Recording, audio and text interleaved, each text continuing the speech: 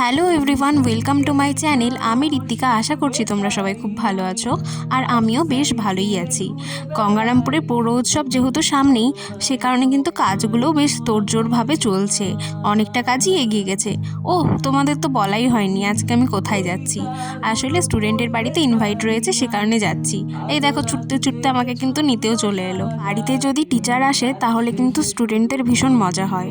এই ফিলটা আমিও ছোটোবেলাতে বেশ ভালোই করেছি।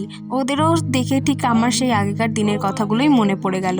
এসে দেখলাম আমার সবাই স্টুডেন্টের মা, তারা সবাই খেতে বসেছে, এবং আমিও কিছুক্ষণ ওয়েট করার পরে কিন্তু আমাকেও খেতে দিয়ে দিয়েছিল।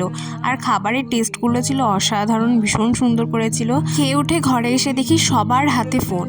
এই হয়ে গেছে একটা বিষয় যে ফোন পাওয়ার পরে ওরা খেলা গল্প সবই ভুলে গেছে। ইভেন আমরাও কিন্তু ফোন পেলে আর কোনো দিকে তাকাই না। এসব ছাড়ো, তোমাদের সাথে আরও কিছু জিনিস শেয়ার করার আছে। এই যে দেখছো তোমরা ফটো ফ্রেম, তারপরে ঘর সাজানোর যে যাবতীয় যা যা তৈরি করা হয়েছে সবই কিন্তু আমার এই স্টুডেন্টের মা তৈরি করেছে।